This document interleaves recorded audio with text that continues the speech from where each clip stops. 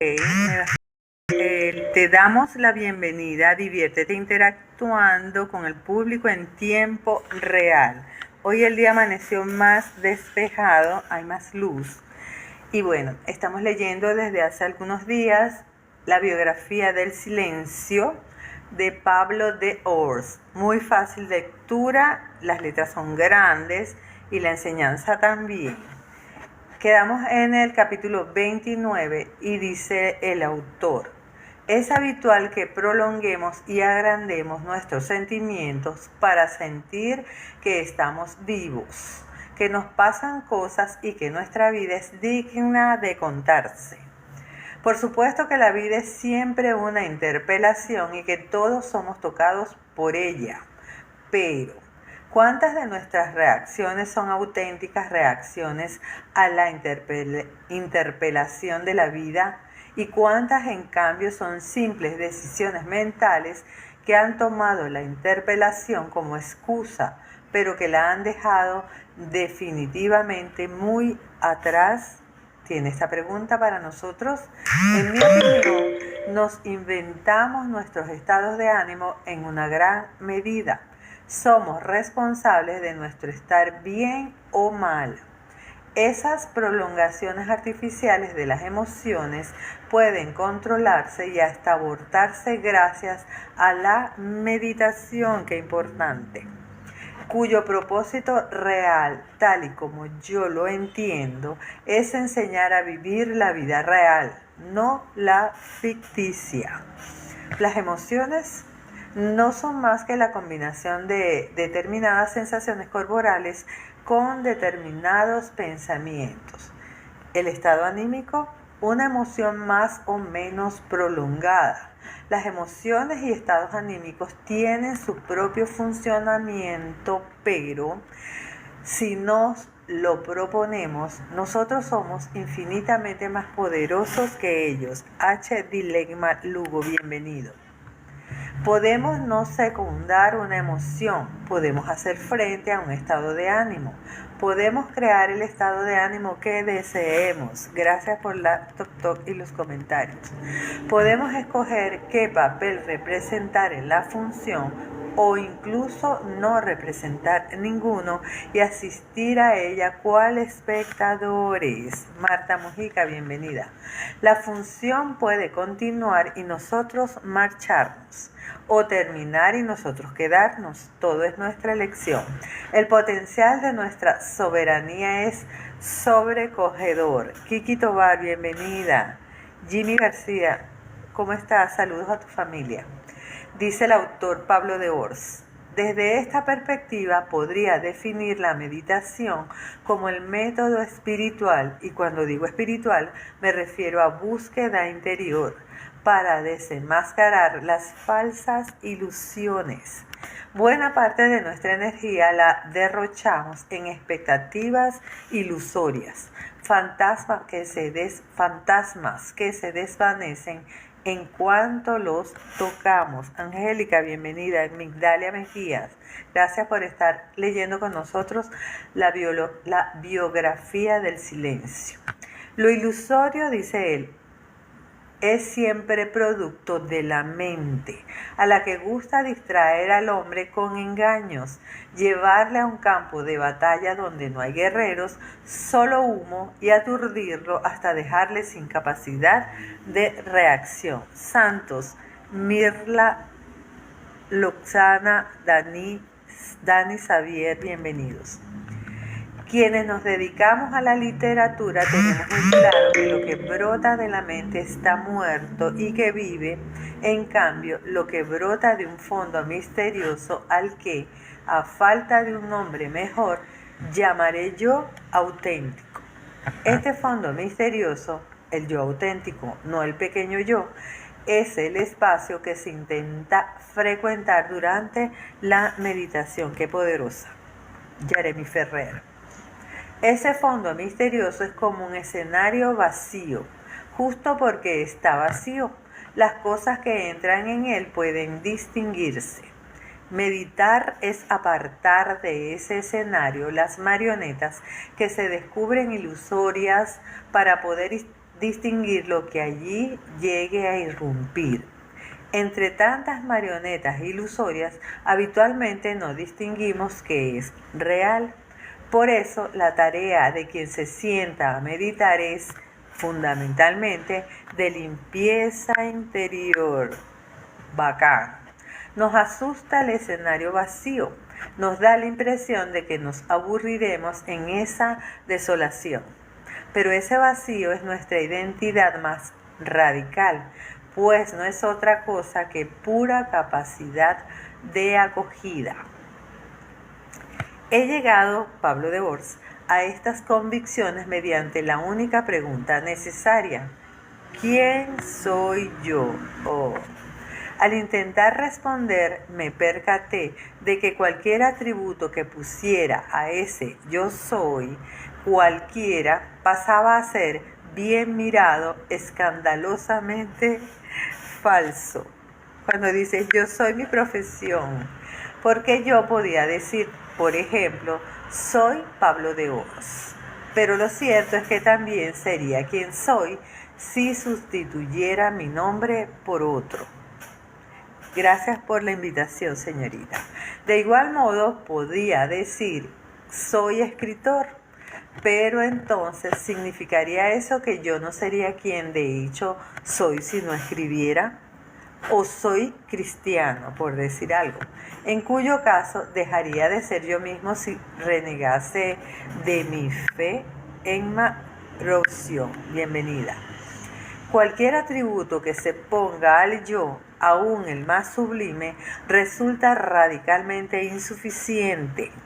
Entonces hay que decir yo soy suficiente.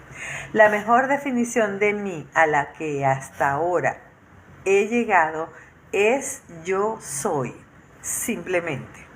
Hacer meditación es recrearse y holgar en este yo soy.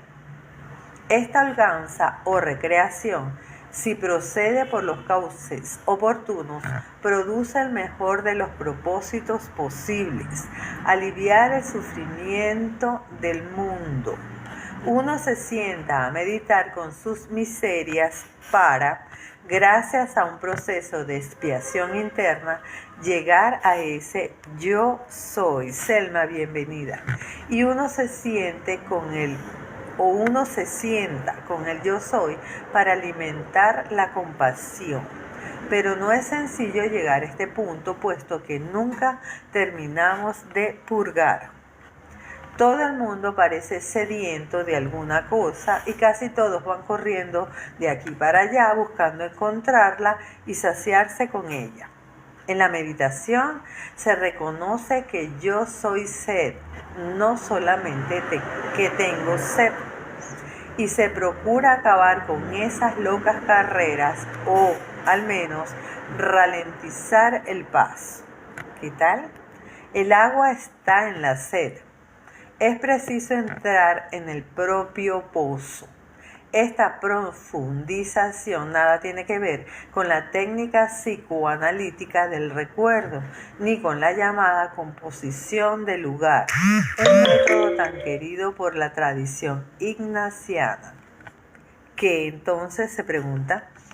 Entrar en el propio pozo supone vivir un largo proceso de decepción, y ello porque todo, sin excepción, una vez conseguido, nos decepciona de un modo u otro.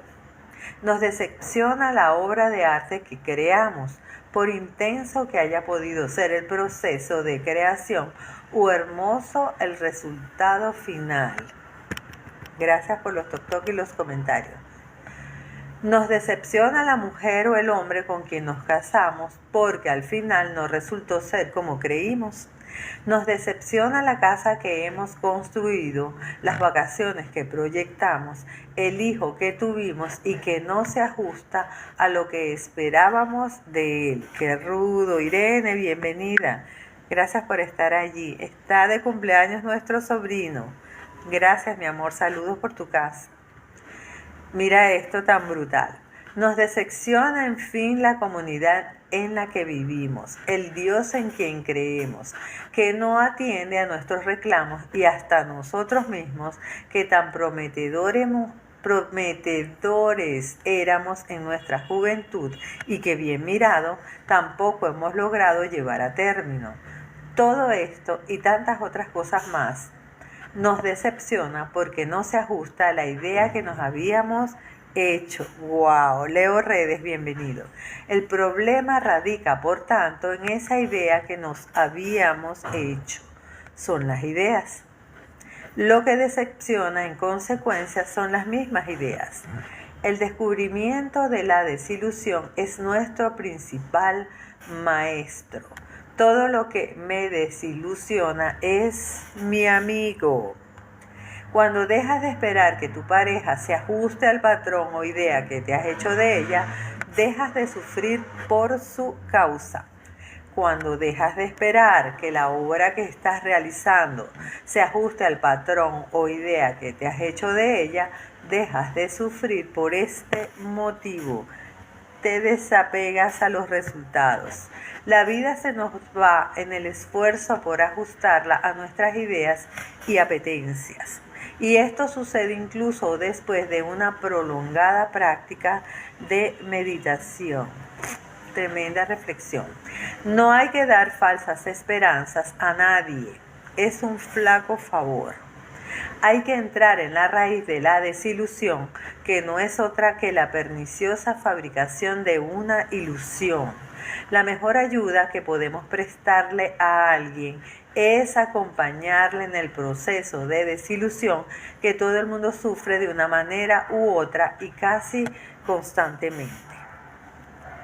Ayudar a alguien es hacerle ver que sus esfuerzos están seguramente desencaminados y decirle, si tienen a alguien a quien acompañarle, lo voy a tomar en cuenta, dice Pablo de Ors, hay que decirle, sufres porque te das de bruces contra un muro, pero te das contra un muro porque no es por ahí donde debes pasar. No deberíamos chocar contra la mayoría de los muros contra los que de hecho chocamos. Esos muros no deberían estar allí, no deberíamos haberlos construidos. Bienvenido Alexander Viloria. Gracias por estar en la lectura de Biografía del Silencio. Siempre estamos buscando soluciones. Nunca aprendemos que no hay solución. Nuestras soluciones son solo parches y así vamos por la vida de parche en parche. Pero si no hay solución, en buena lógica es que tampoco hay problema. O que el problema y la solución son la misma y única cosa. Por eso, lo mejor que se puede hacer cuando se tiene un problema es vivirlo. Nos batimos en duelos que no son los nuestros. Naufragamos en mares por los que nunca deberíamos haber navegado. Vivimos vidas que no son las nuestras y por eso morimos desconcertados. Lo triste no es morir, sino hacerlo sin haber vivido. Quien verdaderamente ha vivido siempre está dispuesto a morir. Sabe que ha cumplido su misión. Todas nuestras ideas deben morir para que por fin reine la vida. Y todas quieren decir todas. También la idea que podamos habernos hecho de la meditación. Yo, por ejemplo, empecé a meditar para mejorar mi vida. Ahora medito sencillamente para vivirla. Si lo pienso bien, nunca vivo tanto como cuando me siento a meditar. Poderoso, porque no es que viva más cuando medito, pero sí más conscientemente, y la conciencia, como ya he dicho, no es otra cosa que el contacto con uno mismo. Así que meditar es para mí estar conmigo, mientras que cuando no medito no sé en verdad dónde estoy. Salud por eso. Y dice Pablo de Ors, no se trata fundamentalmente de ser más feliz o mejor, lo que viene por añadidura, sino de ser quien eres.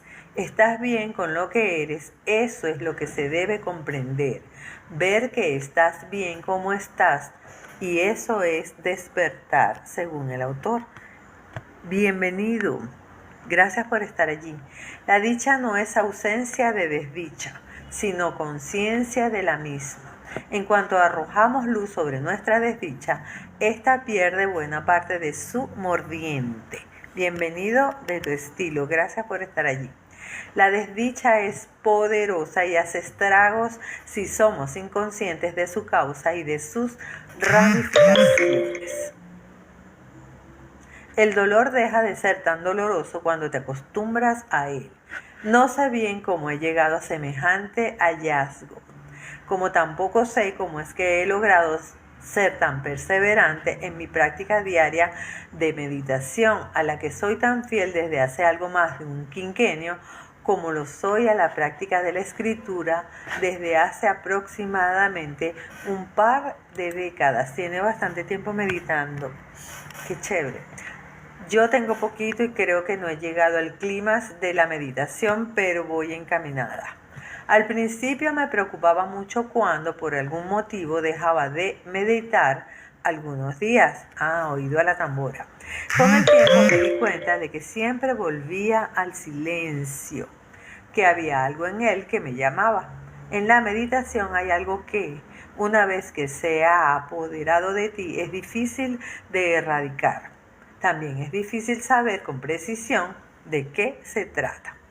Es como si hubiéramos nacido para estar sentados en silencio o como si hubiéramos nacido para acompañar la propia respiración o para repetir incesante y lentamente una jaculatoria.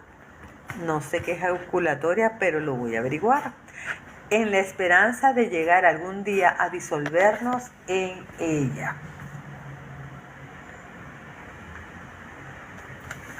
El silencio es una llamada, pero no una llamada personal, como decimos los cristianos que hemos sentido haber sido elegidos para una singular vocación, sino una llamada puramente impersonal.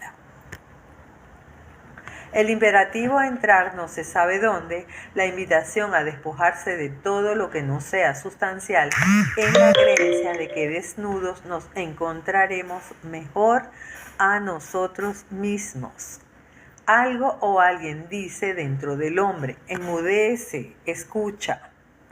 Uno nunca puede estar seguro de haber oído realmente esa voz, pero si de hecho enmudece y escucha con regularidad, es que probablemente la ha oído. De no ser así, nos encontraríamos las fuerzas para enmudecer y escuchar. De no ser así, no encontraríamos las fuerzas para enmudecer y escuchar. Voy a leer otro capítulo más. Gracias por estar allí. La promesa de la meditación es la más misteriosa de cuantas conozco, pues no es una promesa a nada en particular, ni a la gloria, ni al poder, ni al placer. Quizás sea una promesa a la unidad, o a una especie de costosa serenidad, o a la lucidez, o palabras. El silencio crea cierta adicción. Tiene una primera fase primerísima de encantamiento. ¡Qué paz! ¡Qué bien se está!, nos decimos. O por fin silencio. Pero bastan pocos minutos, o en el mejor de los casos horas, para que esa agradable sensación se disipe y el silencio muestre su cara más árida, el desierto. Aquello que uno tiene que recapitular o decirse puede ventilarse en la mayoría de los casos en un tiempo relativamente breve. Pero lo que menos importa de la experiencia del desierto es lo que nosotros creemos tener que decirnos. Importa, por contrapartida, lo que el silencio quiere decirnos a nuestro pesar.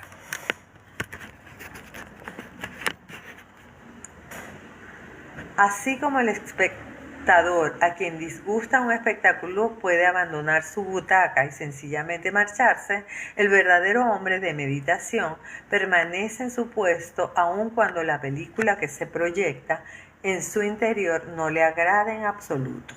Sobre todo entonces debe permanecer.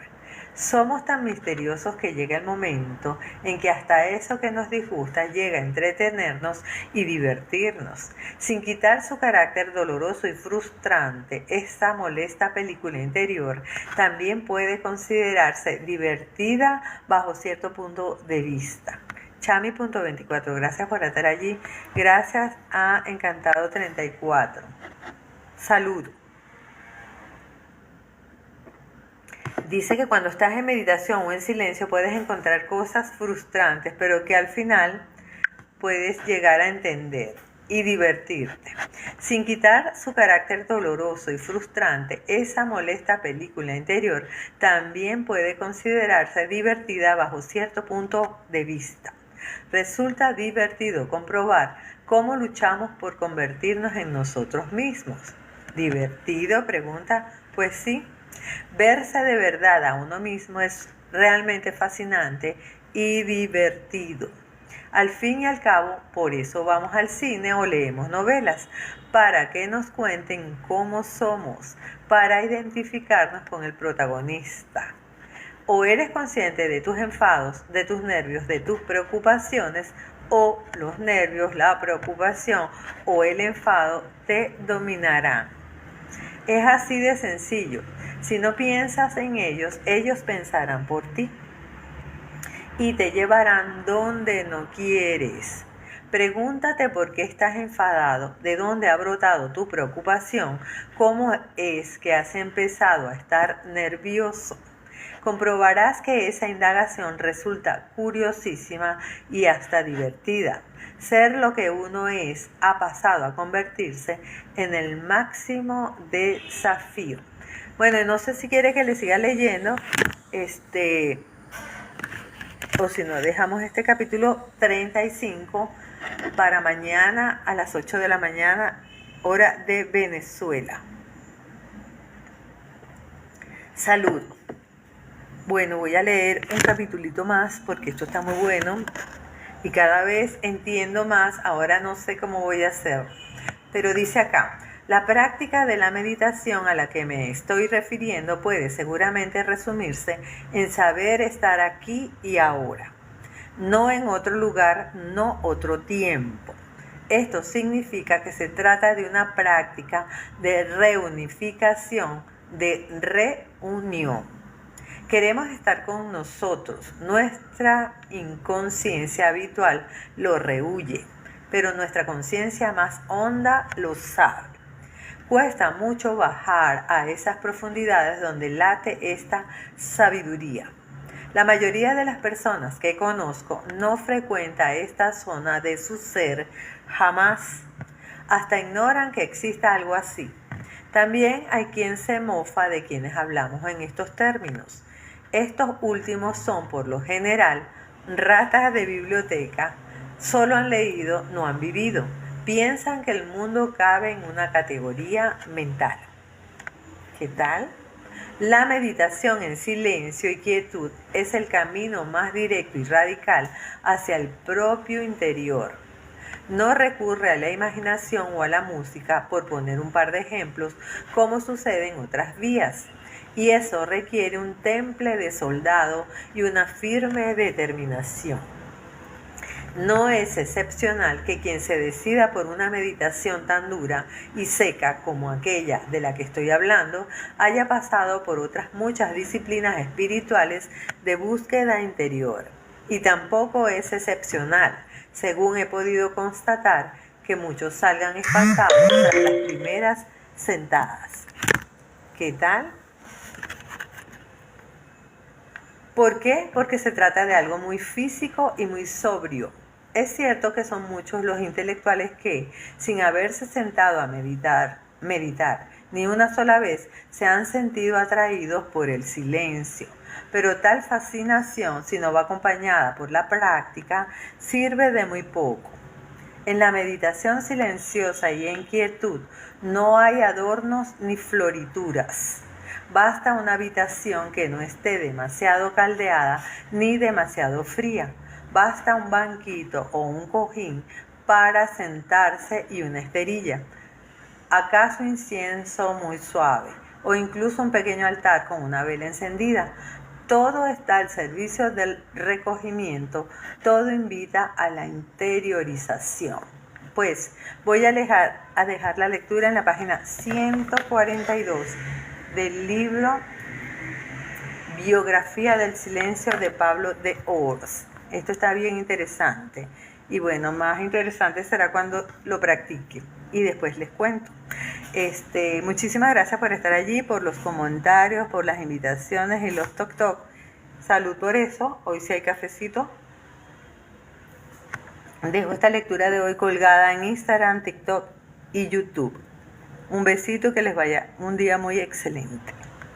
Chao.